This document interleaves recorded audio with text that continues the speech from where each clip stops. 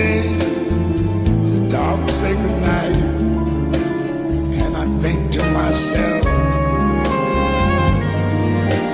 what a wonderful world.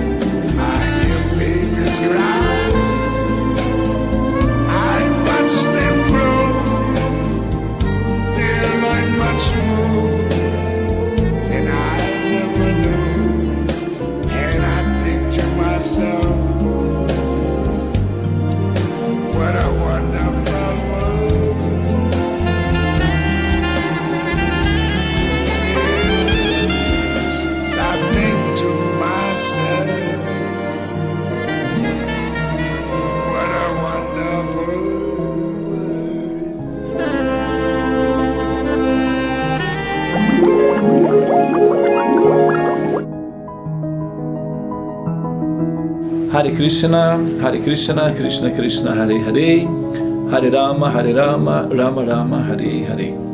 Ó energia suprema de amor, divina, eleva-me, envolve-me, protege-me. Hare Krishna. Muito bem, foi trazida uma questão, né, interessante, e eu gostaria de aproveitar para falar mais amplamente sobre a problemática, né, que envolve o conceito que é válido, né, a crítica que é válida, a crítica feminista, no caso, né, acerca dos processos institucionais das instituições, né, institucionais das religiões, que dá ênfase ao sacerdote masculino, ok? Em detrimento das mulheres, né? Porque eu coloquei o vídeo, não sei se vocês... Tulasi, você pode, por favor, colocar aquele vídeo na tela, o vídeo da cerimônia de fogo? Só por um minuto. Quero trazer prestem atenção que no vídeo não há mulheres envolvidas, só tem homens, sacerdotes. É só para a gente trazer esse ponto aí, porque essa foi a observação que foi feita. O vídeo foi colocado e é um vídeo muito bonito, com mantras e tudo, porém só há homens. Então foi levantada a questão, é muito bonito, espiritual, mas por que não há mulheres, né? Tudo bem, a observação foi feita, e essa colocação não diz respeito apenas, né, ao mantra. Eu acho que essa observação diz respeito a todo o sistema védico como um todo, né, ao sistema védico como um todo, não apenas a esse movimento, a esse evento específico, senão que a todo o compêndio da estrutura do sistema védico, bem como eu não vou falar em termos dos outros sistemas, né, das outras religiões, porque aí não me compete advogar, né, a causa dos meus colegas. Então cada um já tem a sua própria causa. Eu vou advogar aqui a causa do compêndio do conhecimento védico, tá bem? Você consegue, Tulasi? O vídeo? Eu não acompanhei a sua pergunta, desculpa. Então, deixa eu ver se eu consigo aqui, peraí. Diga o que é. Eu preciso do vídeo. Se você conseguir colocar na tela o vídeo da cerimônia de fogo que a gente postou ontem. Consigo, sim, consigo, rapidinho. Por favor, coloca. É aquele que apresentou ontem, né? Isso, exatamente. Só pra gente, é só pra gente ter por um minuto apenas. Pode marcar no relógio, 1 minutinho, e assim que concluir você retira ele, tá? Pronto, ok. Vou fazer isso agora. Deu pra vocês notarem que o quadro dos sacerdotes é composto basicamente por homens. São chamados brahmanas. Então vamos lá.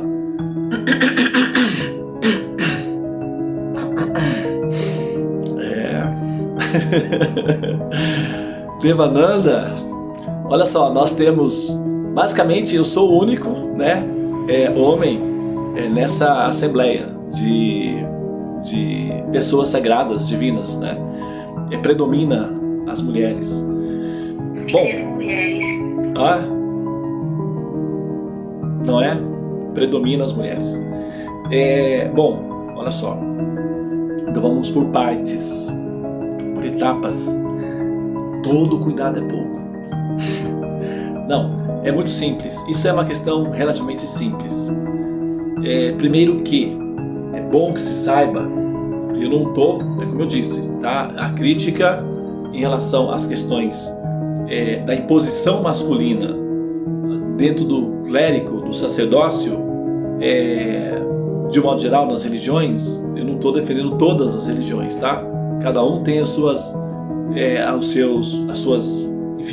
suas defesas aí e tal. Eu vou fazer especificamente em relação à questão védica, tá? Veja bem, primeiramente, a gente tem que levar em consideração o seguinte fator: a figura, a pessoa feminina, a figura feminina dentro do compêndio védico é inferiorizada? Ela é suprimida? Ou ela tem o seu papel de destaque, ou ela tem a sua função superior, ou ela tem a sua função digna, ou ela tem a sua presença, a sua como é que fala na Assembleia, a sua representatividade com dignidade dentro da estrutura geral do compêndio. O que a gente faz, por exemplo, quando nós queremos ver a produtividade de uma empresa, a gente não olha na contabilidade do dia, nós olhamos no balanço geral final, se deu lucro ou não. Quem trabalha com trade, por exemplo, tem dias que ele perde, semanas que ele está perdendo, depois ele ganha. Então no final do mês é que ele vai conseguir ter uma ideia se ele teve lucro ou prejuízo. Então nós não podemos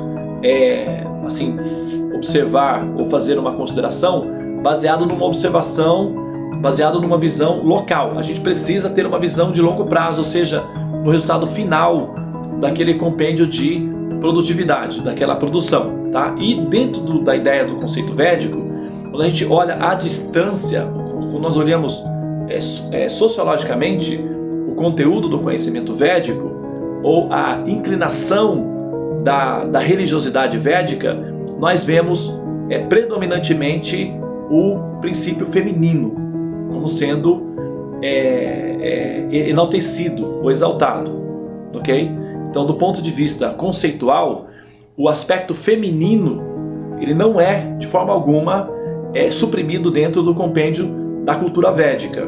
A gente tem que fazer justiça. A crítica ela deve ser colocada na sua dimensão apropriada. Ela não pode ser simplesmente assim generalizada como um franco atirador que atira para todos os lados, porque aí você acaba acertando alvos desnecessários. Então ela tem que ser pontual para ser profissional. E quando a gente olha em termos gerais, o compêndio do conhecimento védico ele não tem uma abordagem que suprima o aspecto feminino. Tanto é que, para dar algumas referências aí, por exemplo, nós dizemos, quando nós falamos o Mahamantra, por exemplo, vamos pegar o Mahamantra. A primeira palavra do mantra é Hari, que se refere à potência feminina do Senhor Supremo, ou seja, é superior, é a potência interna, é Hari ou Radharani. Então sempre que nós falamos Krishna, a gente fala Krishna isoladamente, mas quando nós queremos falar Krishna completo, nós falamos Radha Krishna. Só Krishna, ele não está completo. Krishna, ele fica completo quando a potência feminina está presente. E a potência feminina vem primeiro. Radha Krishna. Se você vai na Índia, em qualquer lugar que você for na Índia, primeiro, né, eles vão falar Durga Shiva. Durga, a esposa de Shiva, ou Shiva Parvati, sempre estão juntos, tá? Ou então, quando você vai falar Narayana, normalmente não se fala Narayana sozinho, sempre é Lakshmi Narayana. Lakshmi Narayana. Então a Lakshmi, que é a potência feminina de Deus, que está presente em primeiro plano, Lakshmi Narayana, tá? O ser mais adorado na cultura védica é a mãe. O ser mais adorado, ele é mais adorado que o pai. O pai, ele é adorado, porém a mãe, a vaca, desculpa, a vaca é um dos aspectos da mãe, mas a mãe, o princípio mãe é supremamente adorado acima do princípio pai. Isso é absoluto na cultura védica, não é, isso é inquestionável, tá? Então, sempre que, por exemplo, vou recitar um mantra aqui, que é o mantra dos códigos de morais, para o código de moral para os hindus, chamado Niti Shastra. Shastra significa escrituras e Niti significa escrituras morais. Então, Niti Shastra. Então, ali se diz o seguinte: aqueles que querem realizar uma caridade completa devem dar alimentos para aqueles que têm fome. Não há caridade mais perfeita que alimentos para aqueles que estão com fome. Muito bem.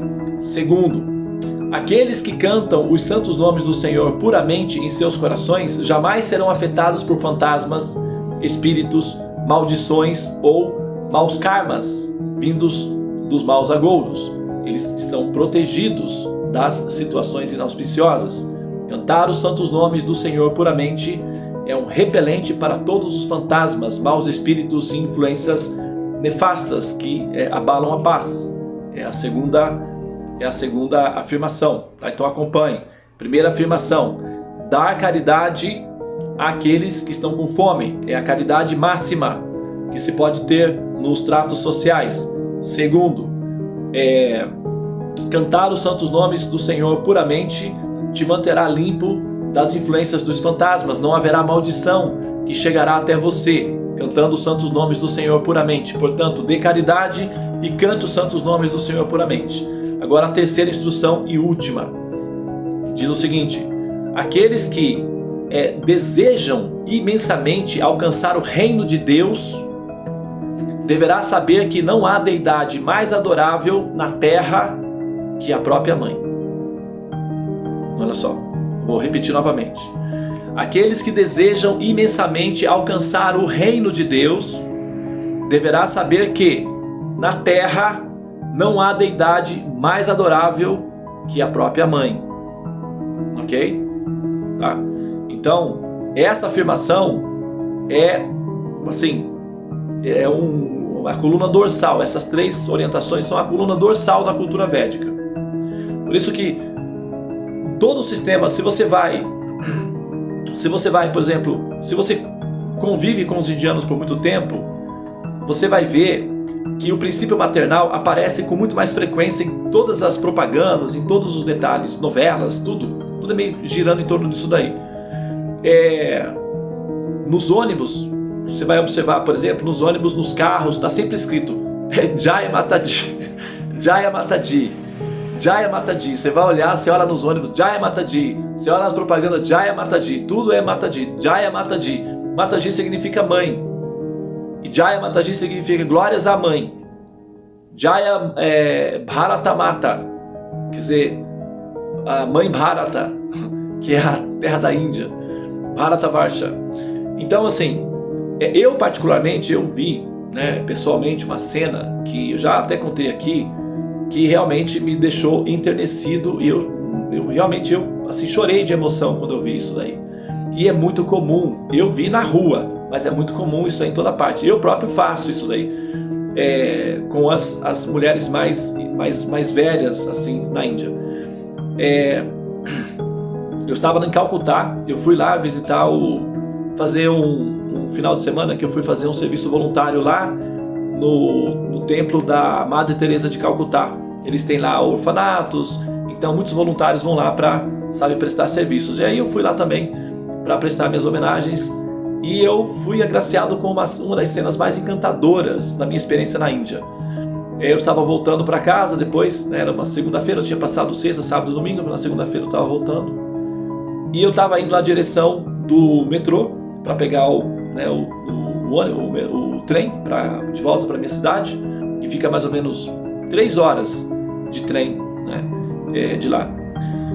Então eu estava esperando, o semáforo estava fechado e de repente passa do meu lado assim uma senhora, sabe, com aqueles negócios de andar, aqueles andadores, né?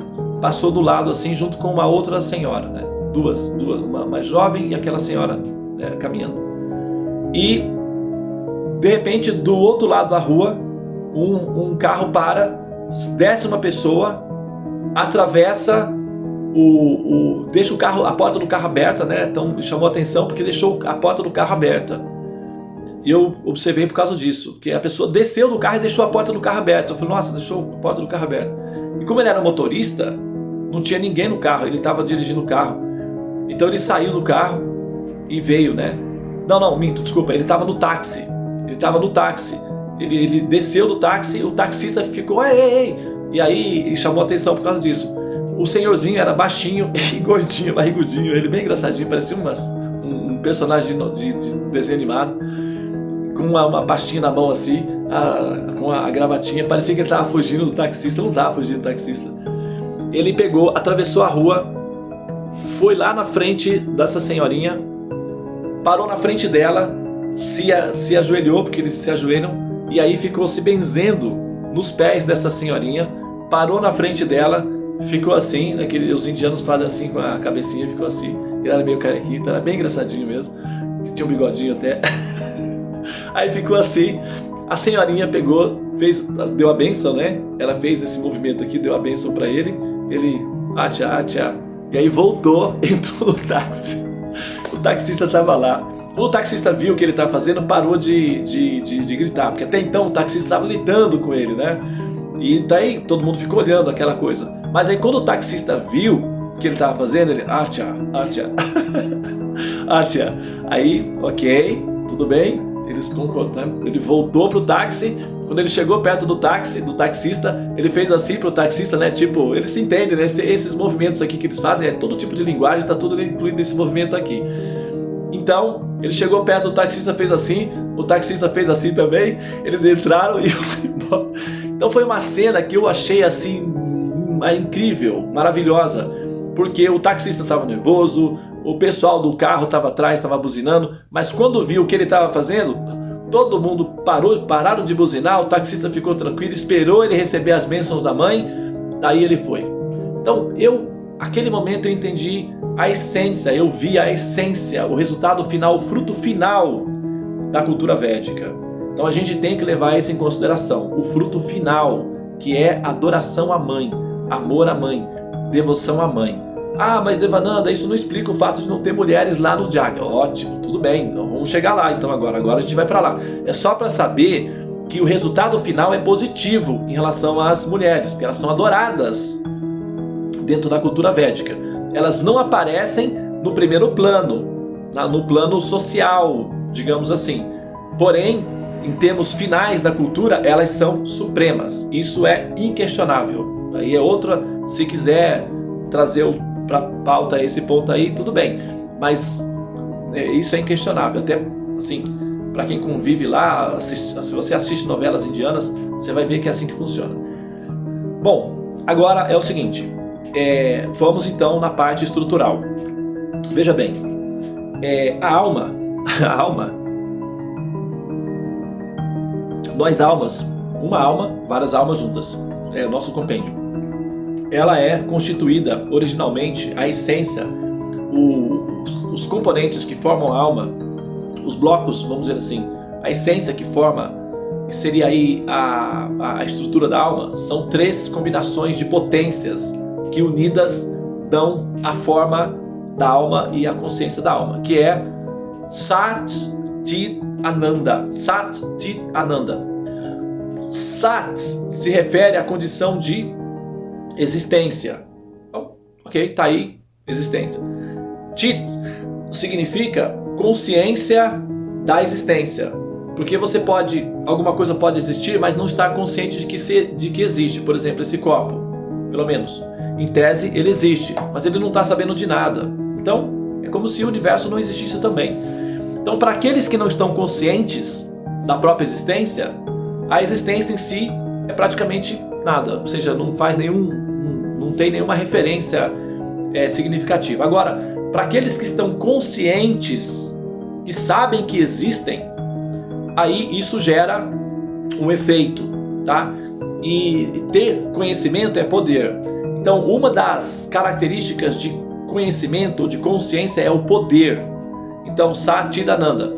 Ananda é amor e Chit é poder. Poder e amor estão combinados entre si, tá? Se juntam. Existência da base, poder e amor. Essas 2 potências se combinam com base na existência. Essa mistura dessas 3 potências dá aquilo que nós entendemos como sendo alma. Isso vale tanto para Deus quanto para nós, sendo que para Deus existem umas variações mais complexas e a gente meio que fica racional o entendimento da alma a partir dessas nomenclaturas, tá? Sat, Chit, Ananda. Bom, então, quando o universo ele é manifesto levando-se em consideração esse fator. Primeiro aparece no conjunto, primeiro vai aparecer no despertar das almas, vai aparecer o princípio de potência, de poder, tá? Vai aparecer o princípio de potência, o princípio de poder. Então, o que acontece? Quando o Senhor Vishnu, ou a Suprema Personalidade de Deus, organiza o sistema védico, ele leva em consideração essa potência de poder, tá? Então, as potências assumem formas, e as formas podem ser agrupadas. Então, a forma masculina é uma potência que normalmente concentra poder.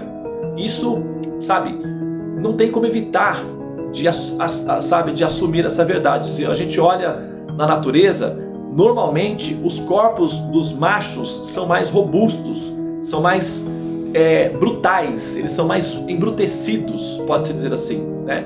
Então ele é mais grotesco. Os corpos masculinos têm uma forma mais grotesca, mais embrutecida, mais enrijecida. Essa é a manifestação do princípio de poder, que é mais grotesco, que é mais enrijecido, que é mais brutal, digamos assim, tá? Agora, tem o aspecto feminino, que é mais suave, que é mais bem delineado, que é mais dócil, é mais vulnerável. E isso é a característica do princípio de Ananda. Gente, eu vou precisar dar uma pausa aqui, 1 minutinho, para poder puxar o cabo para cá, porque está indicando a falta de bateria, tá? Prosseguindo com o raciocínio, na criação a gente tem aí, né, o princípio que é o Criador, Vishnu. Ele está realizando a função principal, que é criar o universo, ok? Quando as almas ascendem ao reino de Deus, elas então passam a conviver com a Lakshmi, com a potência interna, que é o princípio, que é a forma feminina de Deus, a potência feminina de Deus. E o trabalho pesado, o trabalho mais tenso, é feito por Deus, que é o Criador, tá? A potência feminina aparece somente depois, quando a alma está purificada, é que ela se relaciona com a potência, com a parte interna, que é a parte feminina de Deus, ou seja Lakshmi, ou seja Radharani, enfim, ou as outras potências que manifestam na forma feminina. Bom, então, quando esse princípio é levado em consideração e o Senhor Supremo cria o sistema de organização social, ele cria levando-se isso em consideração. Então ele divide em 4 etapas sociais, que é basicamente a questão biológica de como é que estrutura uma sociedade, Shudras, Vaishyas, Kshatriyas e Brahmanas, tá? E a parte espiritual, como Brahmacharis, Grihastas, Vanaprastas e Sannyasis. Então ele estrutura dessa maneira, tá? Bom, como a mulher, o princípio feminino, ele é um princípio mais purificado, ele é um princípio mais suave, ele é mais perfeito em termos do resultado final da evolução. Por quê? Porque o ser, quando evolui muito, ele fica maternal, tá? Qualquer ser muito evoluído, ele fica maternal, ele fica feminino, é diferente de efeminado. Eu sempre lembro isso daí para não pegar mal, né? Para o pessoal não interpretar errado. O ser fica feminino, ou seja, maternal. Qualquer ser que evolui fica maternal. Então, isso deixa muito claro que o resultado final da evolução é o ser ficar mais feminino que masculino. O princípio masculino, ele é relativamente vamos colocar assim, entre aspas, autista, no sentido de egoísta, no sentido de concentrado em si mesmo, no sentido de incapaz de olhar a realidade ao redor, tá? Ele é mais rígido, ele é menos flexível, portanto ele fica mais tenso, ele fica mais agressivo, ele fica mais egocêntrico, mais egoísta. Tanto é que na natureza, por exemplo, o animal, o macho, ele come primeiro. Se sobrar, os filhotes comem. Se não, já era. A fêmea não. A fêmea primeiro dá para os filhotes, ou mesmo que ela come, ela regurgita para os filhotes. Ok? É a fêmea que fica com os filhotes. Então ela se sacrifica pelos filhotes. Então, portanto, o princípio feminino, tanto manifesto biologicamente quanto espiritualmente, é mais compassivo, é mais abnegado, é mais dedicado ao outro. Como o resultado final da evolução é a compaixão, e a compaixão é um princípio feminino, quando a gente olha compaixão, qual é o arquétipo de compaixão? Uma mãe amamentando, ou alguém oferecendo alimentos ou água para alguém que está necessitado, com fome. É basicamente o princípio de uma mãe alimentando, tá? Então, quando nós pensamos compaixão e amor, sempre vem o princípio da mãe envolvido. E isso demonstra que o princípio feminino, ele é compassivo. O princípio feminino, ele é amor. E o resultado final da evolução de todos os seres culmina em compaixão e amor. Portanto, o princípio feminino já está um passo à frente, naturalmente. Já está um passo à frente.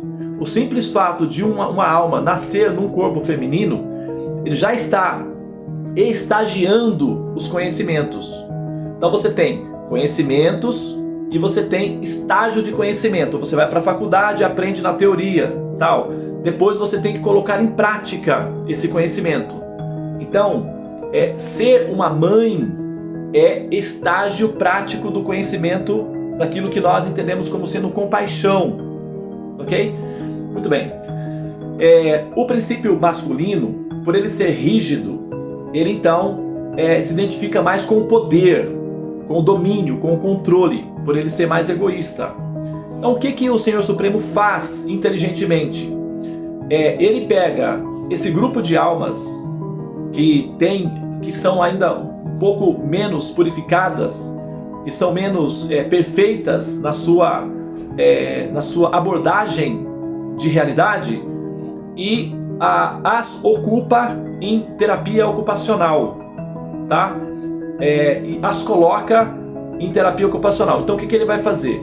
Ele vai usar um princípio que é o poder, de uma forma que purifique o ser envolvido com o poder. Então a alma masculina, masculinizada ou nascida na forma masculina, necessita de ter status, poder, prestígio, controle. O corpo é físico, a mente é física, é forte, justamente pelo fato de ainda estar numa condição relativamente primitiva, de um modo geral, tá? Se você vai pegar todos os homens e aplicar esse princípio, não dá certo, evidentemente. Mas se você olha à distância, o pacote, o grupo, é assim que funciona.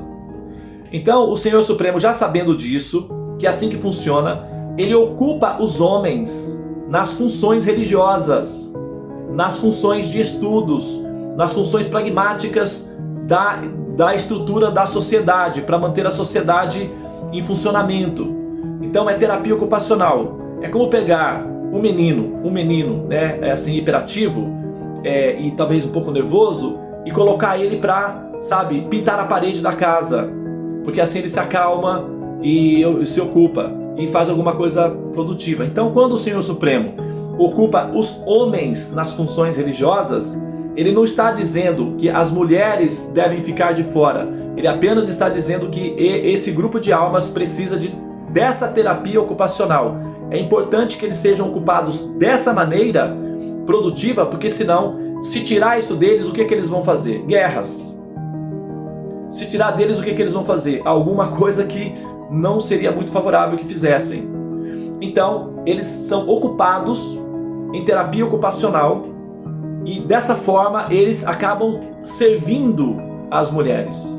Porque todo o sistema de cultura e de religião, basicamente, assim, muito sinceramente falando, favorece muito mais as mulheres que aos homens. As mulheres são muito mais dependentes e necessitadas da religião que os homens. Isso não é uma questão, é uma questão simplesmente técnica, porque os homens, o cérebro masculino, ele é projetado para ser pragmático, assim, radicalmente pragmático. É projetado para sair na floresta, pegar a caça, trazer, matar e, sabe, processar e alimentar a família. O cérebro masculino é bem básico, é bem simples. Sair, caçar, pegar, trazer. Sair, caçar, pegar, trazer. O cérebro feminino, ele é mais diversificado, porque ele precisa lidar com crianças.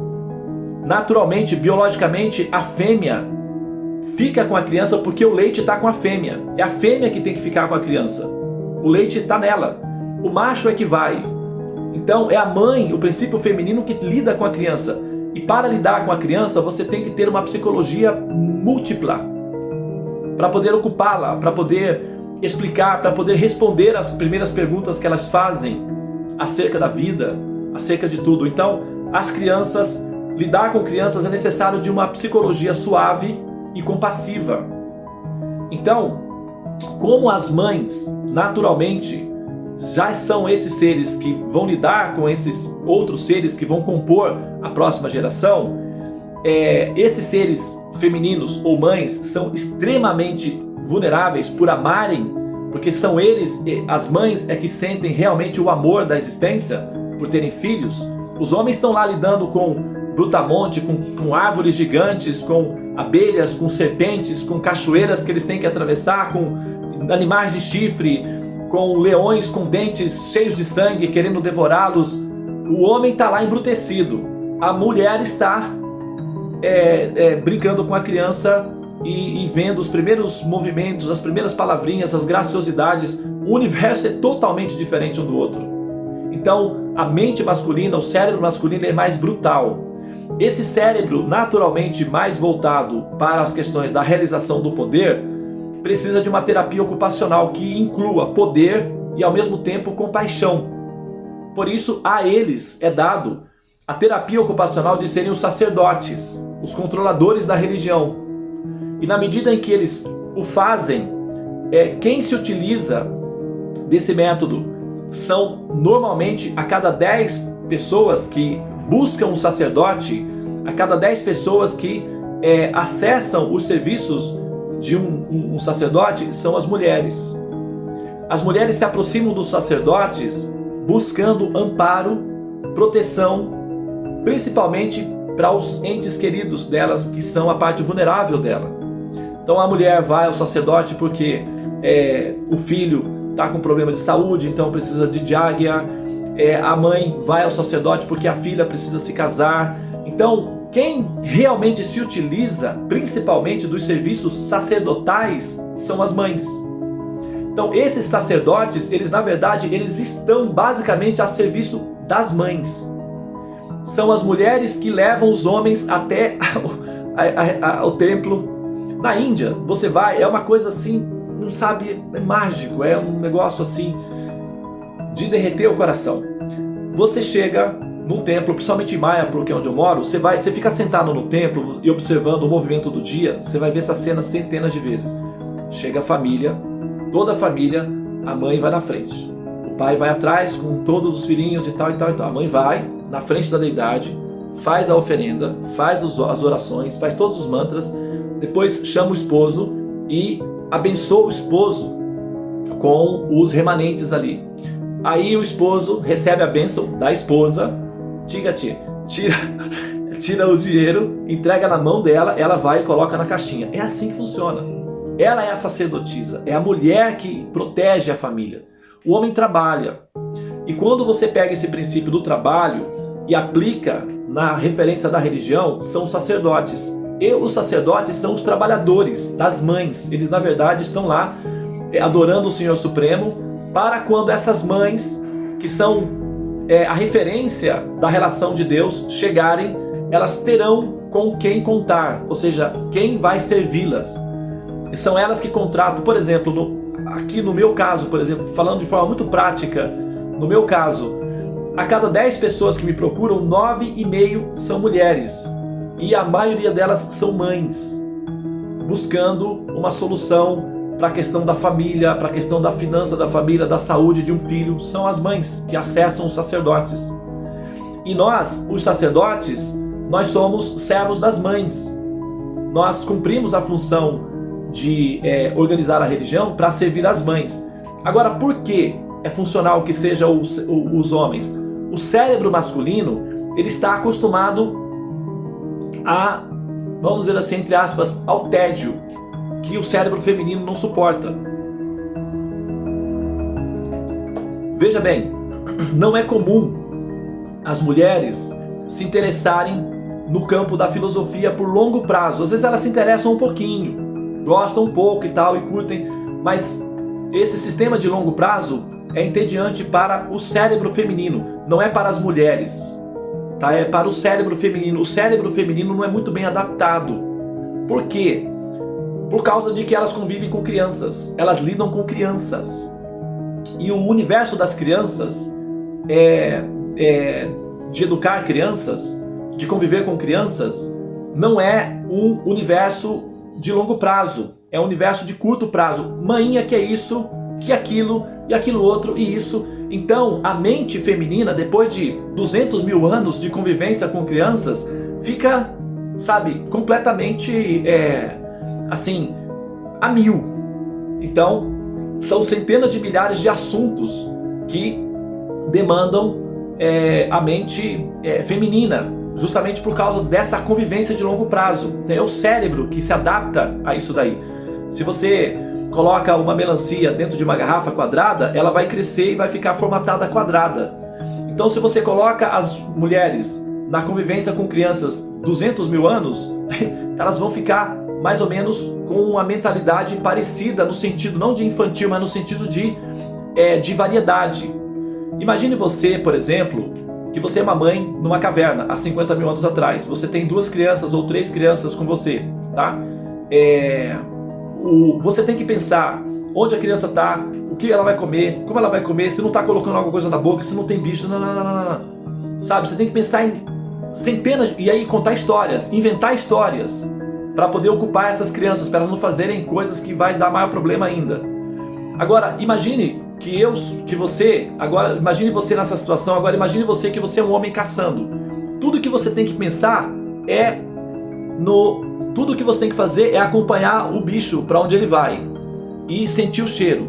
Então, você isola completamente o mundo ao redor e foca no único ponto. Então o cérebro fica treinado para olhar apenas uma coisa e se acostuma ao tédio e se dá bem com o tédio.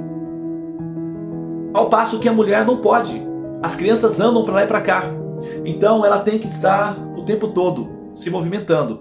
Por isso o cérebro feminino não é muito bem adaptado para fazer investigações filosóficas de longo prazo. E isso não quer dizer que eu estou dizendo, tá? Pelo amor de Deus, não me entendo errado. Não estou dizendo que a mulher não seja tão inteligente quanto o homem. A mulher é inteligentíssima. Tanto é que elas praticamente movimentam a economia do mundo. Na Índia, por exemplo, na Índia não sei se vocês sabem disso, mas 11% do ouro do mundo, do planeta Terra, está nas mãos das mulheres indianas. Não sou eu que estou falando não, isso é dado estatístico, é patrimônio público. Pode procurar aí que você vai ver. 11% do ouro produzido no planeta Terra estão nas mãos das mulheres indianas, que são senhoras, donas de casa. E são elas que movimentam a economia. Todo mundo sabe, todo empresário sabe que produzir para mulheres a partir dos 35 anos, da faixa entre os 35 e os 60 anos, é o que dá lucro, realmente. Entendeu? As outras faixas são subsidiárias. Essa faixa é a faixa que dá lucro. A mulher é a dona de casa. Aí você tem que arrumar a casa, você tem que fazer isso, tem que fazer aquilo, produzir para elas. Então, a mulher, ela é muito inteligente. Ela é extremamente inteligente. Agora, o cérebro feminino não é adaptado a investigações filosóficas de longo prazo, de longo alcance. Por isso que você tem poucas mulheres na ciência, você tem poucas mulheres na área da filosofia, você tem poucas mulheres na área da matemática de longo alcance, né? Você tem professoras de matemática, estudantes, tem muitas, mas investigadoras de matemática de longo alcance, físicas de longo alcance, isso não é comum. Tem, claro que tem, lógico que tem. Se você for puxar lá, tem mulheres prêmios Nobel em física, claro que tem. Mas a proporção é esmagadoramente diferente. Não é por conta de que a mulher é menos inteligente, é que o cérebro se entedia facilmente com investigações filosóficas de longo prazo. E o conhecimento védico exige um cérebro que se adapte ao tédio. Imagine que você tem que ficar ali entoando mantras 2, 3, 4 horas seguidas com uma posição única, sabe? Isso, para uma pessoa do sexo feminino, colocar uma criança, uma menina, para fazer isso é torturar essa menina, é simplesmente causar nela um sofrimento desnecessário. O menino não, para o menino é normal. Então o menino, ele se adapta porque o cérebro masculino é adaptável ao tédio, ou seja, no sentido de que ele consegue fazer uma coisa simples, mecânica, repetidamente, continuamente. O cérebro feminino não está muito adaptado a isso daí, por uma questão simples, técnica e biológica de seleção natural, de evolução das espécies, etc. Tá? Então, naturalmente, você vai ter dois fatores. Um, biológico, que é a impraticabilidade de ocupar as meninas nas funções sacerdotais, em função de que para ser um sacerdote não é simplesmente eu sou uma mulher, eu quero ser uma sacerdotisa. Não, você tem que estudar os Vedas, você tem que praticar austeridades. Isso demora uma demanda de, sabe, por exemplo, eu fui monge celibatário durante 10 anos, entende? Então, daí você tem que fazer austeridades severas, que o corpo feminino não está muito bem adaptado. Você tem que passar horas e horas e horas estudando e pensando matematicamente, calculando, pensando pontinhos filosóficos. Isso é simplesmente, assim, difícil para as meninas. Se obrigar uma menina a fazer isso é torturá-las. Então, se o Senhor Supremo, na sua habilidade de entender a psique humana, projeta os homens para eles estudarem o conhecimento védico e ocuparem-se como servos das mães que precisarão dos serviços religiosos para a sua segurança emocional. Então essa inteligência, ela é pragmática, é uma inteligência proativa. E tem outro fator, que é o seguinte, como nós mencionamos aqui, ainda tem o fato de que a mulher possui o útero, tá? O útero é uma peça muito delicada, extremamente delicada. O útero é uma peça extremamente delicada. E o útero, ele faz parte, ele é o órgão, ele é o princípio Deus, tá? Então, assim, ele é uma embaixada de Deus, ele é a forma de Deus. Se a gente quiser imaginar Deus, olha para o útero, isso é Deus. É a forma manifesta física de Deus, é o útero. Porque o que o útero faz? O útero, ele reproduz a vida. ele cria a vida. E a ideia de criar a vida é Deus. Então o útero é Deus. E quem transporta esse princípio é a mulher. Então ela já é uma sacerdotisa muito completa. Tá? E depois ela vai, na convivência com o resultado dessa produção uterina, é ela que ensina em casa os primeiros comportamentos religiosos, ela que vai ensinar o menino. Então ela é a sacerdotisa do futuro sacerdote. Então ela é a primeira sacerdotisa. Ela, na cultura védica é assim, é a mãe que ensina. Na minha casa, por exemplo, é assim, meus filhos, todos os comportamentos religiosos, eles aprenderam basicamente com a mãe. Eles me observam na minha reverência com relação às autoridades, à autoridade védica. Entretanto, o comportamento religioso que os meus filhos têm é basicamente um reflexo da natureza da mãe deles. Então ela é a sacerdotisa que realmente forma o sacerdote. Depois o meu filho, por exemplo, eventualmente, se ele assume a função de um brahmana, ele já vem praticamente pronto de casa. E esse é o princípio védico. A mulher, a mãe em casa, é ela que formata os futuros sacerdotes que levarão à frente o compêndio do conhecimento védico, que são os sacerdotes. Como o útero é um princípio divino, a mãe, naturalmente, ela experimenta a vivência, a sensação e a emoção da compaixão muito mais facilmente. O cérebro feminino, portanto, devido ao seio, devido ao leite que tem que produzir, ao útero, devido ao fato de ter um útero, o cérebro masculino, ele é programado para produzir oxitocina. Oxitocina é o hormônio que vai fazer o leite, tá? A oxitocina é o hormônio que vai se transformar em leite no corpo, tá? Ao mesmo tempo, a oxitocina também é o hormônio que produz paz, que produz felicidade. Existem estudos, eu não sei precisar exatamente, que pensam em vacinas para amenizar o problema cerebral de psicopatas com base no leite materno, que é rico em oxitocina, que é o hormônio que produz paz, produz amor, que dá a sensação de felicidade. Tá? O cérebro masculino não produz oxitocina facilmente. O cérebro masculino, para produzir oxitocina, ele precisa estar em contato com as mulheres.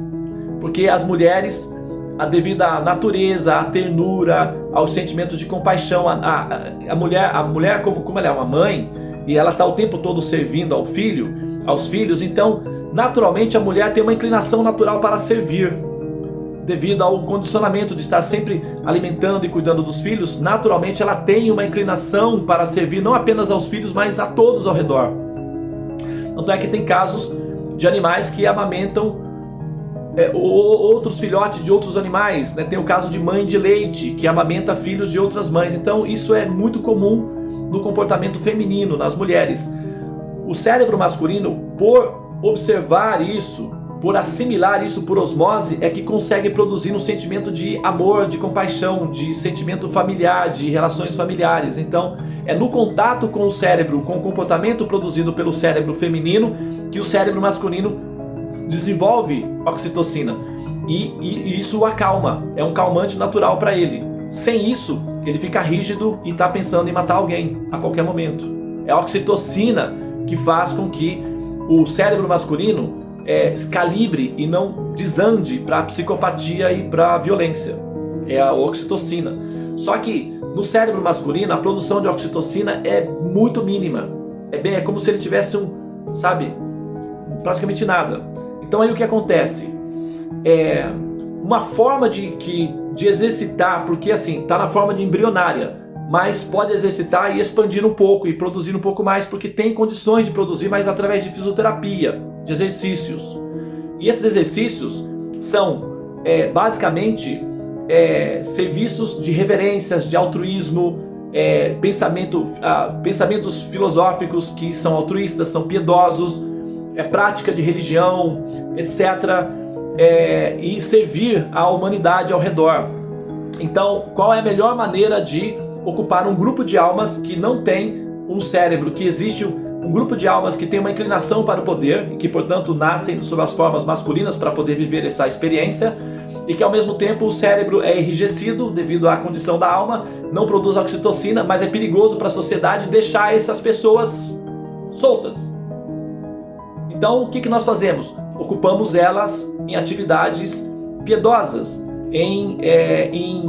ocupamos essas pessoas em estar em contato com as mulheres, as mães, e automaticamente isso vai fazer com que elas, servindo às mães, desenvolvam oxitocina.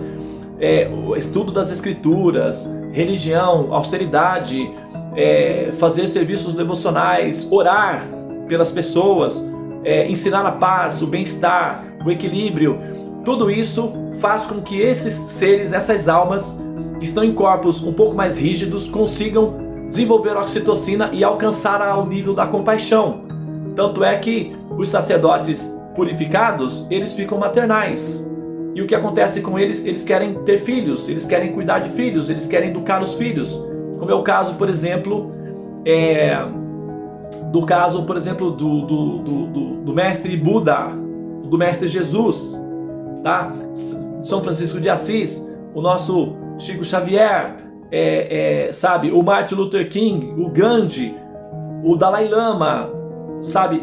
Enfim, no caso do Buda especificamente, só para que é um exemplo assim, bem mais fácil de entender até, o Buda, eles praticam austeridades, ele sai, eu vou me iluminar, agora já estou decidido, não tem outro assunto, vou mesmo e já fui, tchau, foi mesmo, e foi lá para se iluminar.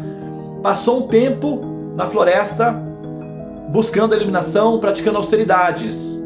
Ok, ótimo. Quando ele se iluminou, qual foi a atitude dele? O que ele fez? Assim que ele se iluminou, ele saiu do seu estado de iluminação, buscando seus filhinhos, discípulos, aprendizes, para ensinar a iluminação. Então a pessoa se ilumina, fica maternal. E buscar discípulos é praticamente ter filhos, porque dá trabalho. Tem que educar, tem que ensinar, tem que falar, tem que explicar. Aí vem, fala, e tem que falar de novo, 2, 3, 4, 5 vezes, a mesma coisa. Então é cansativo, é pedagógico, é didático, você precisa ser uma mãe. Você tem que ser naturalmente uma mãe para lidar com discípulos, senão explode, a pessoa enlouquece.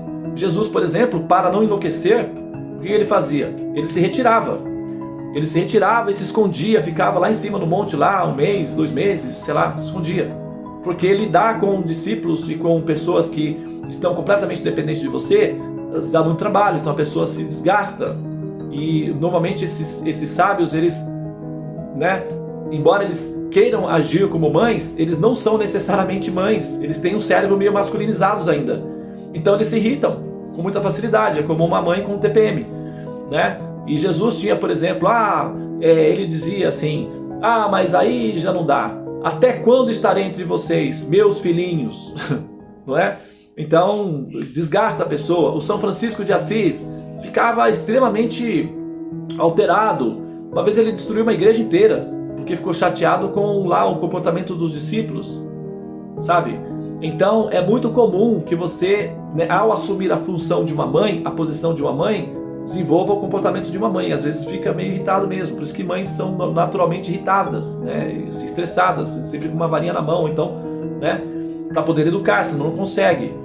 Mas a questão é que quando o ser se evolui, ele assume uma posição maternal, uma educativa, um educador. Jesus era um educador, o Chico Xavier era um educador, o São Francisco de Assis é um educador, Srila Prabhupada, o nosso mestre espiritual, é um educador.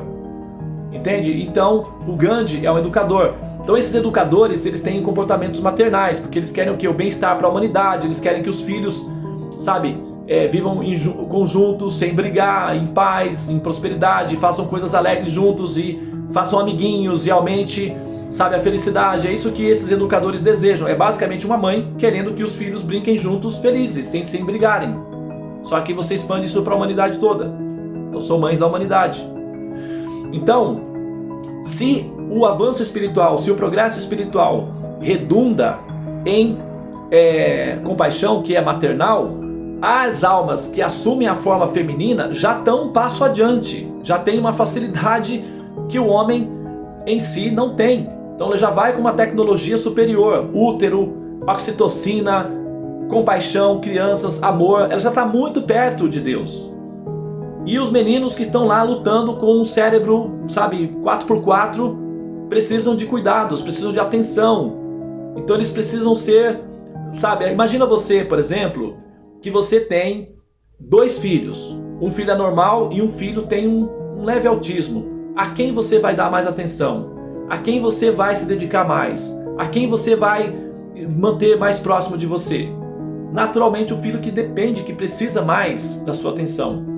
Nós homens não temos útero. Nós só conseguimos experimentar compaixão depois de muita história, depois de muita coisa. Vocês não imaginam o que é para nós sentir compaixão. É uma luta, vocês não fazem ideia do que é isso. Vocês, mães, naturalmente já sentem compaixão assim, vocês são afogadas em compaixão, na verdade. Nós precisamos lutar muito para entender o que é isso. E lá no final das contas, depois de 12 anos de estudo dos Vedas, servindo a humanidade, servindo as mães, então é isso. Nossa, realmente isso existe, sabe? Então, assim, eu olhando para os sacerdotes, eu vejo na minha condição como homem também, eu vejo a compaixão de Deus para conosco. Porque se não fosse essa terapia ocupacional, se ele não nos ocupasse dessa forma, isso dá uma sensação de importância, dá uma sensação de relevância, dá uma sensação de que nós somos queridos para Deus também, dá uma sensação de que nós estamos sendo cuidados e nós servimos a sociedade, em especial as mães. Por exemplo, vocês podem ver em todos os meus vídeos, em todas as minhas abordagens, há uma tendência acentuada para,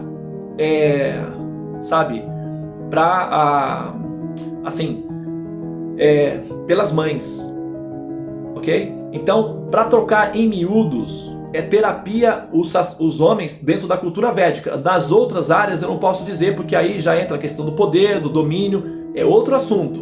Eu não estou respondendo pelos outros sistemas de religião, eu só estou respondendo pela inteligência védica, de como é que a coisa funciona na psicologia védica. Então, ocupar os meninos em serviço devocional, em terapia ocupacional, para que eles estudem os Vedas, isso já os deixa ocupado por um bom tempo. Depois, isso é bom para eles, que eles vão desenvolver oxitocina porque vão servir as mães. E finalmente, a humanidade fica mais em paz porque é preciso de sacerdotes puros. Se vocês olharem aqueles meninos lá, que crescem na cultura védica, que são meninos de família, ali tem príncipe, ali tem filhos de magnata, ali tem filhos de médico, ali tem pessoas da zona rural, ali você tem, do seu lado você tem o filho do homem mais rico da Índia, e do outro você tem o filho de um fazendeiro que, planta arroz. E os dois estão juntos ali, entoando o mesmo mantra, na mesma condição. A cultura védica tem disso, muito disso. Então, você vê aqueles 2 meninos ali, entoando os mantras, você olha para aqueles brahmanas, como eu convivi com esses grupos, você vê que eles querem apenas o quê? Eles querem apenas controlar a mente, eles querem apenas ter paz mental, eles querem apenas ter autocontrole emocional, eles querem apenas entender Deus. Esses meninos, eles não querem nada mais. Eles não estão pensando em termos de serem os controladores do mundo, não, naturalmente os mestres deles são homens e são os que os inspiram. Então eles querem assumir a posição de mestres para continuar a cultura védica. Mas existe algum incentivo? Sim, egóico tem, porque seu ego está em toda parte, então você precisa de usar o ego para poder usar como isca. Então tem aquela áurea, aquele brilho do poder, do prestígio, da dissonância social. Então isso os mantém a mente dos meninos também mais ou menos cativa por esse brilho, o que não deixa de ser pedagógico. É como uma mãe, por exemplo, se você passar de ano, a mamãe te dá uma bicicleta, a criança foca. Então, se você precisa formar um sacerdote qualificado de longo prazo, isso vai demorar 30, 40 anos, tem que ter alguma motivação para que ele se mantenha, nos primeiros estágios. Nos estágios finais, a única motivação dele será realmente o supremo, o amor a Deus. Mas nos estágios iniciais não é bem assim. Então você tem algumas motivações satélites, como por exemplo a possibilidade de ser um sannyasi, a possibilidade de, sabe, assim, ter respeito social. Tudo isso está envolvido no pacote, só que muitos não conseguem manter isso daí.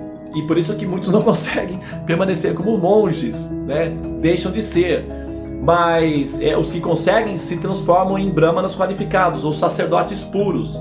E são esses sacerdotes puros que são o abrigo das mães. As mães se abrigam nesses sacerdotes puros, porque as mães precisam que eles entoem os mantras que vão curar o filhinho delas. Entoem os mantras que vai ajudar o filhinho dela a passar na faculdade, no curso. São essas mães que precisam que o sacerdote entoie o mantra porque o marido está com febre em casa e ela não sabe o que fazer, já foi no médico. São os sacerdotes que são o abrigo das mães. E para ser um sacerdote é preciso passar anos pensando no único assunto e entoando mantras e mantras e mantras e mantras, e o cérebro, a cabecinha das meninas não aguenta isso. Tá? Elas não são adaptadas a essa... Você pode até pensar, mas eu não sou assim. Mas isso é um caso muito específico.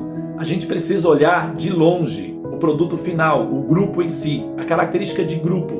Então quando você pega as meninas, a característica do grupo feminino não é o tédio. Sinto muito, não dá certo. Tédio para elas é tortura, é prisão da Coreia do Norte. Tá? As meninas gostam de... Tem até a música da Cyndi Lauper lá. Girls just wanna have fun. Meninas querem apenas se divertir.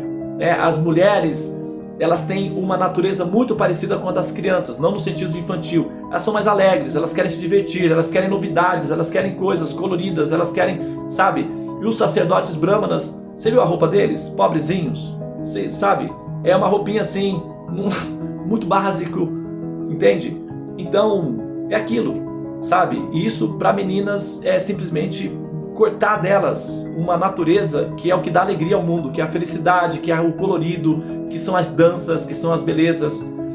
A outra parte da cultura védica, que são as danças, que são as artes, são todas dominadas pelas meninas, que é a parte que está adaptado a elas. Então, as meninas não são mandadas para o Gurukula para entoar mantras entediantes 10 anos seguidos. As meninas são enviadas para as escolas de dança, onde elas aprendem a dançar, a tocar instrumentos, que é muito mais gostoso para a menina. É muito mais compassivo pegar uma menina e mandar ela para uma escola de dança e de música que mandar ela para um monastério, acordar 3 horas da manhã, tomar banho frio, sentar-se e entoar mantras e mantras e mantras. Eu tinha falado do útero porque os meninos passam muito tempo sentados na posição de lótus. Se as meninas tivessem que fazer isso, isso poderia dar problema no útero, porque o chão é frio. O útero não pode assim estar em contato com o frio por muito tempo. As meninas, elas têm fendazinhas, aberturas, os meninos não. Então, as bactérias, impurezas do chão podem facilmente causar doenças nas meninas se elas permanecerem muito tempo sentadas nessa posição. Dá problemas no útero, dá problemas de infecção. Então o corpinho das meninas não são adaptados para a função de sacerdotes. Aquilo ali, aqueles sacerdotes que estão ali, acreditem, aquilo ali é depois de anos de treinamento. E submeter uma menina a anos de treinamento para aprender a fazer o serviço de sacerdote do ponto de vista coletivo, é uma tortura. Agora, individualmente, a menina, ela pode até, algumas meninas, né, que são mais assim, tem uma natureza mais, né, digamos, radical, pode eventualmente aprender a fazer. Só que realmente não vai ser exatamente perfeito, porque a arte de ser um sacerdote védico não é apenas sentar e fazer mantras e jogar o elemento no fogo.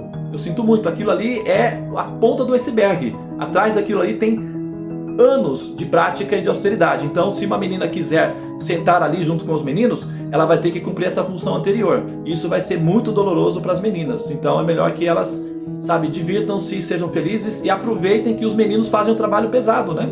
E as meninas apenas aproveitam os benefícios e vão se divertir com isso. Agora, também tem o caso de que existem adaptações, mas as adaptações são muito mais culturais para cumprir a demanda da necessidade da sociedade, de que precisa de ter relacionamentos, mulheres representantes e tal. Então existem adaptações culturais. Então facilita-se, algumas mulheres fazem sim as cerimônias de fogo em casa. Quem faz as cerimônias de fogo em casa são as mulheres, na verdade, são as mães. Elas colocam o fogo e fazem as cerimônias de fogo e tal em casa. Quem faz são as mães, são as mulheres. Em público são os meninos, porque eles precisam de terapia ocupacional. Se tirar isso deles, eles vão fazer guerra ou vão fazer confusão, porque são meninos, sabe como é que é? Então os meninos têm que ser bem ocupados.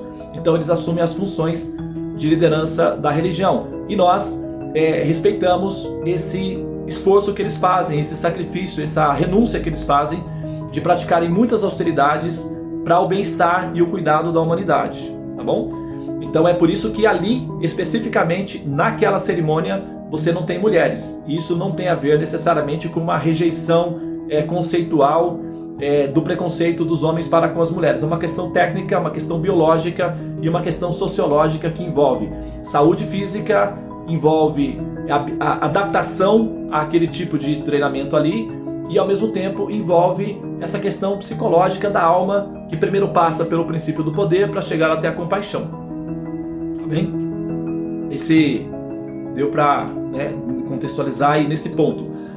Mas, como eu disse, atualmente existem adaptações para acalmar essa demanda, dessa exigência por participação feminina na sociedade. Então, existem mulheres astrólogas que, assim, se você vai, por exemplo, pegar um livro de astrologia e dar uma mais ou menos meio que superficial, e você vai aprender algumas coisas, algumas técnicas, e aí você se apresenta como astróloga, vale, assim passa, porque se você não tem um público exigente, isso passa. Mas se a pessoa quer ser realmente uma astróloga védica, no sentido literal do termo, tem muito estudo e às vezes fica entediante, entende? Então elas não aguentam a pressão de longo alcance de investigação filosófica e dá esse efeito. Então, por isso que na cultura védica a astrologia é dominada por homens. Na cultura ocidental a astrologia é dominada por mulheres. Por quê? Porque não tem um compromisso muito formal. Então, mas você pode simplesmente, porque as mulheres são mais intuitivas e a astrologia aparentemente é uma questão de intuição, então você tem um grupo que é o feminino voltado mais para astrologia. Na cultura védica exige-se um treinamento, estudo das escrituras para que a pessoa possa se tornar astrólogo. Então, naturalmente é dominada mais por homens, que têm um cérebro adaptado ao tédio filosófico. O estudo, a filosofia é entediante. Tanto é que, por exemplo, o símbolo do filósofo é aquela estátua lá, do homem assim. Não sei se vocês conhecem aquela estátua assim, o pensador. Então, aquilo é o símbolo do filósofo. Se fosse uma mulher, estaria assim, arrumando o cabelo, olhando para a unha. Então, sabe como é que é? A mulher não suporta tédio, entende? O cérebro masculino é adaptado ao tédio. A filosofia é basicamente um tédio. E descobrir o prazer dentro desse tédio precisa de um cérebro mais ou menos apropriado para isso daí. E é o cérebro masculino, que não tem oxitocina, que consegue, se autoflagelar, digamos assim, por longos períodos de tempo. As mulheres, útero, criança, variedade, colorido, é um cérebro que você precisaria dominar para depois adaptá-lo, ou seja, você tem que formatá-lo. Então, normalmente não se tem isso daí.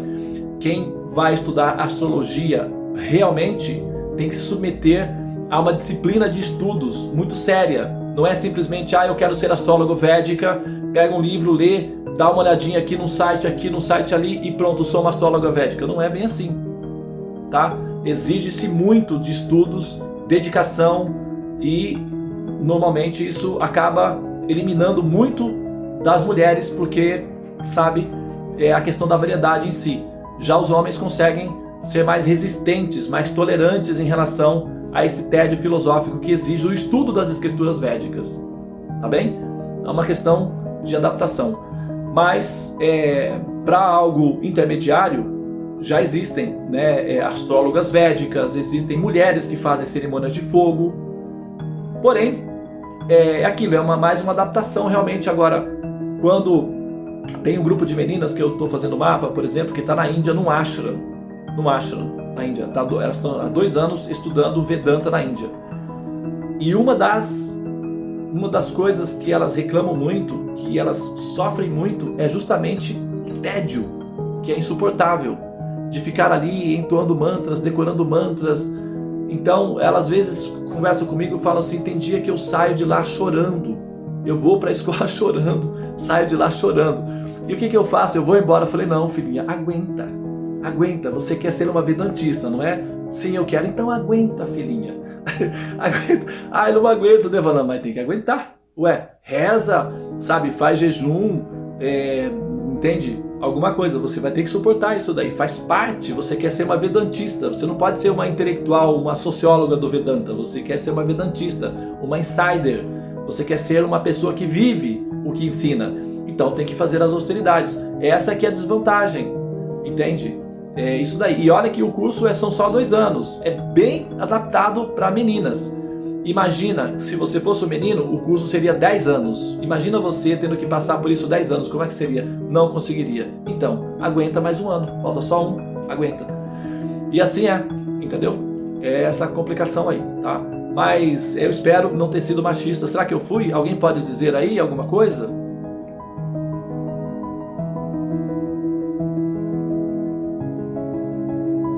Olá? Esse silêncio aí tá me deixando até com medo agora, viu? Nada. Nenhuma palavra. Tula, se fala alguma coisa, pelo amor de Deus, vai. Eu acho que não foi de jeito nenhum machista. Eu venho de uma cultura muito ligada ao feminismo e eu adorei a perspectiva. Eu sou nova aqui, eu sou a Anne. A minha amiga Grazi permitiu eu assistir algumas aulas, né? Porque a gente tem conversado e eu achei muito bacana o ponto de vista. Então, que legal. Fico feliz de que falei tanto, né? Então, assim, quem fala mais erra mais, né? E uma preocupação é que a gente sempre, né, fala alguma coisa um pouco mais exagerada. Mas obrigado pelo seu feedback. Gostaria de ouvir a Tulasi, Puja, se você estiver na sala, Tulasi, não sei, ela está com os netinhos, sábado ela fica com os netos, né? Agora eu vou a Shamala, que trouxe a questão, né? Teve que sair para o trabalho dela. A Aline, que foi uma das que gerou a provocação. Aline, não foge não, viu? Você está na sala, né? Por favor, fale agora ou cale-se para sempre. Alguém deixou aqui uma mensagem aqui, deixa eu ver. Shamala, a menina que fez a pergunta. Gratidão para Budevananda por sua explanação e compartilhamento a respeito desse assunto delicado e importante. Infelizmente eu tenho que dar uma aula, já foi. Assimilar, vou rever o vídeo e assimilar melhor todos os conhecimentos compartilhados. Gratidão. Esse vídeo vai estar gravado, vou liberar o vídeo e você pode, né, reproduzir ou repassar esse vídeo para as meninas que, né, enfim, levantaram a questão. Aqui está a Aline Xavier também, né, mandou uma mensagem aqui dizendo que é isso mesmo, faz sentido, tá tudo bem.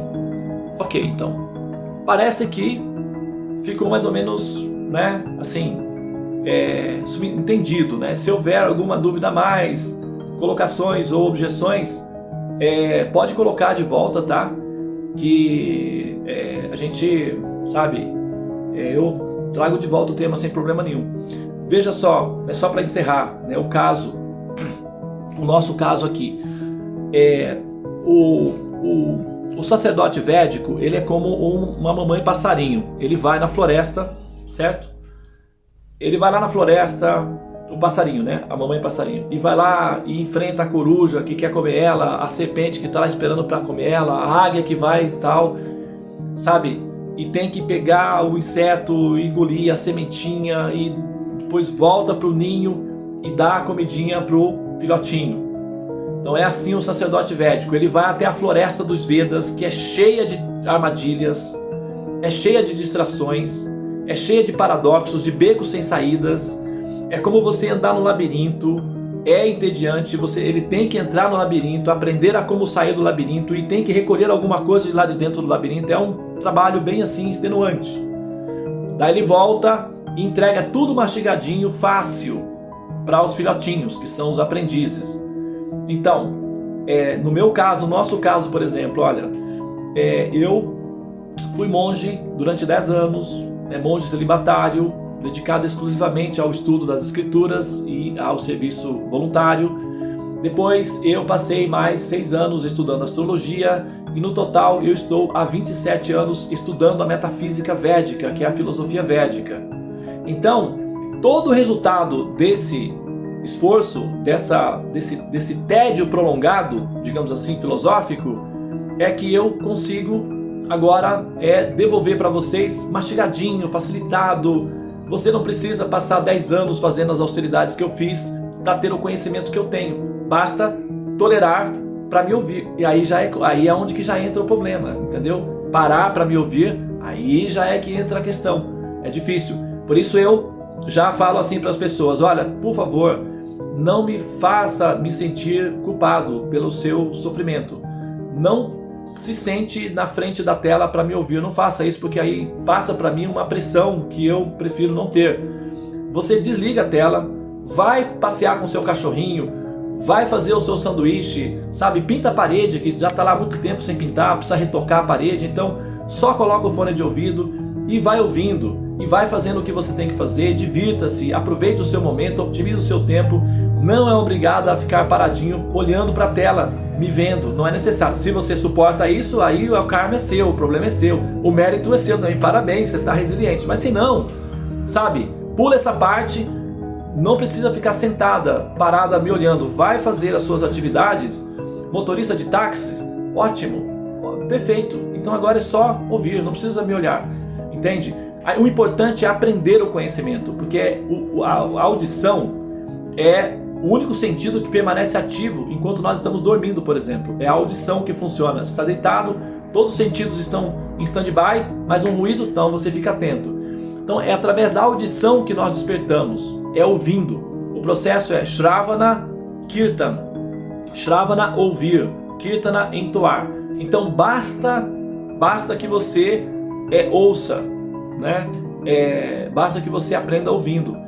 Quando uma pessoa olha, por exemplo, um vídeo desse de 1 hora e 15 minutos, ela pensa: acabou comigo, quebrou eu, como é que eu vou tolerar uma coisa dessa daí? Pelo amor de Deus. Tenho vídeos de 5 minutos aqui, de 3 minutos ali, de 4 aqui, de 2 ali, eu vou parar para ouvir um de um? Você é louco, que é isso? Nem aqui nem na China, tô fora. E aí pronto, entendeu? Então é difícil. As pessoas, elas são superficiais e rápidas, elas não têm essa resiliência de ouvir temas filosóficos de longo alcance. Então elas desistem muito rapidamente. E por isso que, para se aprender os conhecimentos védicos, é preciso de um cérebro adaptado ao tédio filosófico de longo alcance. E as pessoas estão com essa dificuldade. Então, que bom que nós temos, né, alguns que ainda sobrevivem a isso e aprendem os Vedas para nos ensinar. Porque senão, o que seria de nós, né? Sem esse conhecimento? Sinceramente falando, com toda a sinceridade do meu coração, sem o conhecimento védico, eu sou um ateu difícil de ser digerido. Os meus argumentos ateístas são muito difíceis. Inclusive, eu tenho argumentos ateístas que alguns ateus não conhecem, que são argumentos originais. Agora, felizmente, o conhecimento védico é superior ao ateísmo e, portanto, eu estou em função daquilo que é superior e não estou necessariamente relacionado a um idealismo. Eu quero aquilo que é melhor.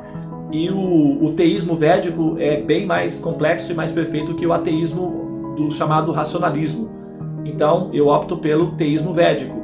Mas eu sou um ateísta. Na minha constituição de estrutura, eu tenho uma parte de mim que é um ateu radical. Então, um bom jogador de futebol, por exemplo, ele consegue jogar no campo e também, se precisar, ele joga no gol, né, um bom ator, por exemplo, um ator completo, numa única peça de teatro, ele faz o papel do vilão e o papel do bonzinho. Tem novelas, né, tem umas novelas, o Anjo Mal, parece, Anjo Bom, Anjo Mal, uma coisa assim, que é a mesma atriz, a Glória Pires, me parece, fazia o papel de uma pessoa malvada e o papel de uma pessoa angelical, na mesma novela. Numa mesma peça teatral, um bom ator faz o papel de um homem e o papel de uma mulher, ok? Atores completos fazem dramas e comédias. Um ator incompleto só consegue fazer uma coisa. Um ator completo consegue fazer duas coisas. Um filósofo completo consegue ser um ateu radical e um teísta amante de Deus. Um filósofo incompleto só consegue ser ateu. Ou só consegue defender a ideia de Deus, mas com medo dos argumentos ateístas. Então, um pensador completo, ele consegue entender os argumentos ateístas. Ele consegue concordar com o ateísmo. Existe uma parte do ateísmo que é verdadeira. Porém, não é só isso. Existe o outro aspecto. Então, um pensador completo, ele conseguirá pensar como um ateu e conseguirá pensar também como um amante de Deus. Esse é o meu caso. Eu optei por essa opção de conseguir lidar com as duas realidades. Então, quando eu estou me relacionando com ateus, eu acho que a nossa conversa flui bem. Porém, a minha opção final, e é a opção em que eu me baseio e assim, defendo advogo essa causa, é que o teísmo védico é muitas vezes superior. Inclusive o ateísmo em geral é basicamente um fóssil filosófico, mas tem a sua validade funcional como adubo, mas não como produto final de resultado de produção. Entretanto, assim, para isso daí é preciso ter o conhecimento védico, porque sem o conhecimento védico, eu sinceramente falando, poderia ser assim, bem pernicioso para a sociedade humana, com as ideias ateístas, as armas dos argumentos ateístas que estão à minha disposição. Eu poderia realmente prejudicar bastante, fazer bastante estragos. Felizmente, o conhecimento védico me dá condições de dominar essas armas e mantê-las em local seguro e bem armazenadas. Só as uso quando é necessário. Não tenho controle disso daí, mas é devido ao conhecimento védico que isso se dá, tá? Se não é o conhecimento védico, os argumentos do cristianismo, do islamismo, do budismo não são suficientes para assim, me impedir de assumir a forma radical de um ateu. Mas o argumento védico, sim, consegue me convencer de aceitar alegremente o teísmo do amor a Deus. E aí eu estou, tá? Muito bem, então, eu não sei exatamente por que porque eu estou falando da relevância do argumento védico, por isso que é importante ter sacerdotes védicos. Se não há os sacerdotes védicos, eu acho que o mundo seria bem mais dramático do que ele é. A maioria dos homens santos, dos reformadores do mundo, ou bebem da Índia ou nasceram na Índia, né? Ou bebem do conhecimento da Índia, ou nasceram na Índia. A Índia produz os homens e mulheres santos do planeta. E isso é fruto do conhecimento védico. Então, felizmente, nós temos o conhecimento védico nesse planeta que dá uma calibragem aí nas nossas condições de evolução. Tá? Sempre que você pensa, por exemplo, equilíbrio, você imagina o quê? Yoga, chakras. De onde vem isso? É fruto do conhecimento védico. E quem cuida desse fruto, desse jardim, são os meninos que trabalham duro, ou os sacerdotes. Então, meninas, por favor, sejam compassivas com eles, os olhem com compaixão, tolerem. Alguns deles são meio rabugentos mesmo, porque a natureza do homem é assim, é rígido, o cérebro não tem oxitocina, não tem variedade, então é aquilo. Então, sejam tolerantes, compassivas, misericordiosas. Se quiserem aprender, não tem problema, só precisam se submeter às austeridades que exige-se para se aprender os conhecimentos. Mas existem escolas para meninas também. São raras, porque as meninas fogem, claro, mas existem, né? Mas olhem com compaixão para esses sacerdotes, porque eles estão carregando um peso importante sobre os ombros, e as mães, ou vocês no futuro, serão as que se beneficiarão dessas austeridades que eles realizam, tá bem?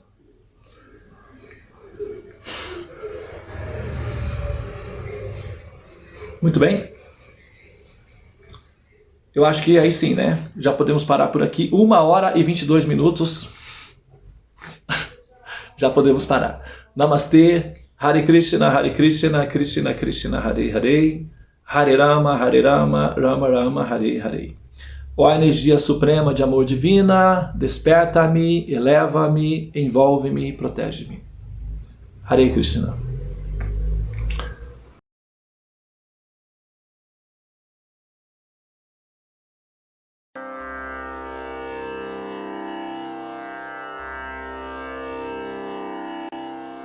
Hare Krishna,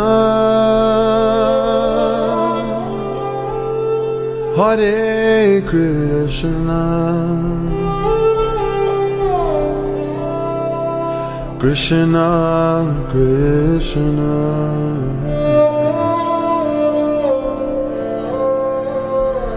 Hare Hare,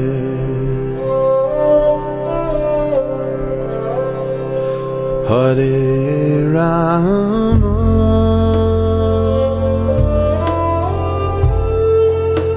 Hare Rama,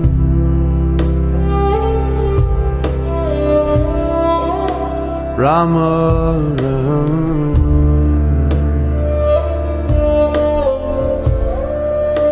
Hare Hare.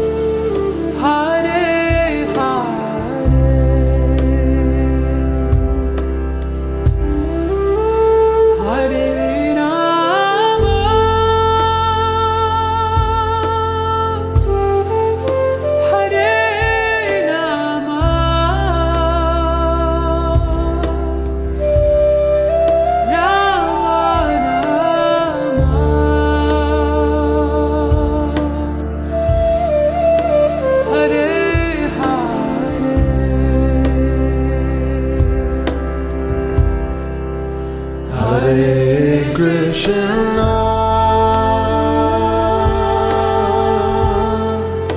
Hare Krishna, Krishna Krishna, Hare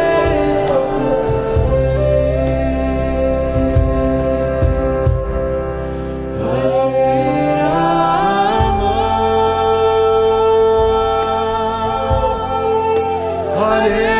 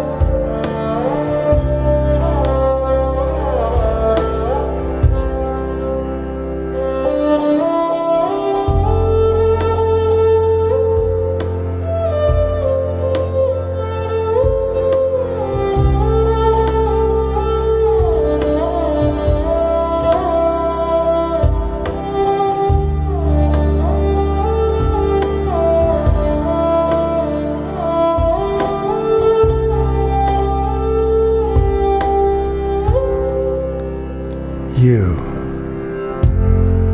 could become a great horseman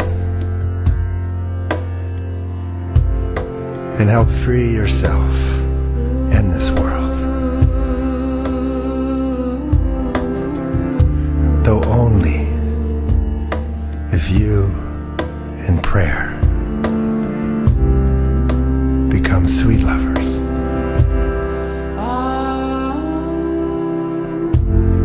It is a naive man who does not think we are engaged in a fierce battle.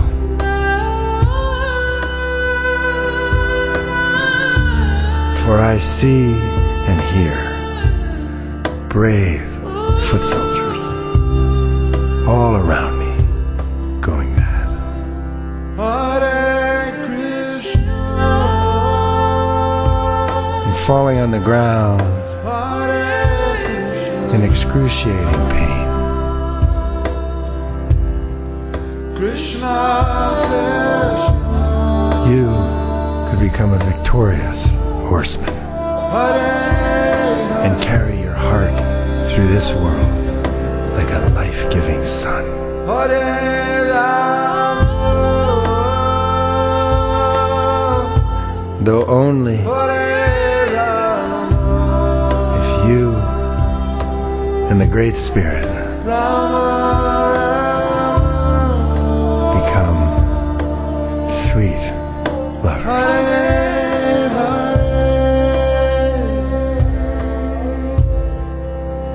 Hare Krishna, Hare Krishna, Krishna Krishna, Hare Hare,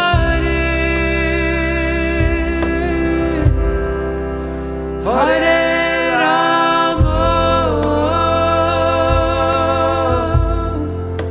Hare Rama, Rama Rama,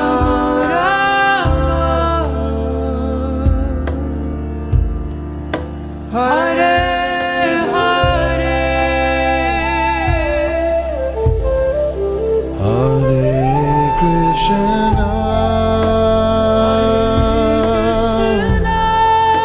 Hare Krishna, Krishna Krishna, Hare Hare, Hare Rama,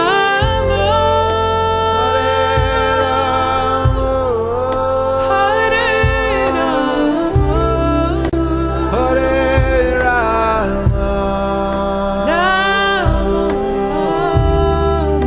Rama, Hare Hare. Take us home, Benji.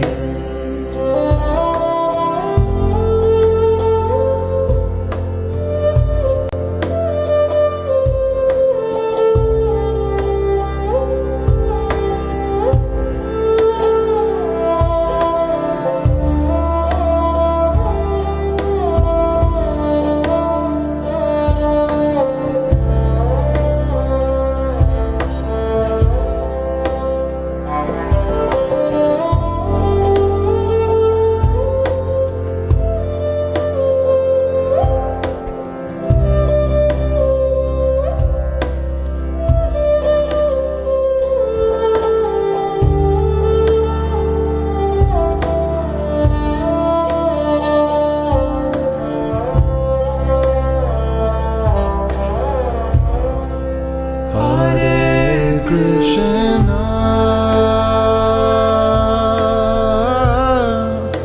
Hare Krishna,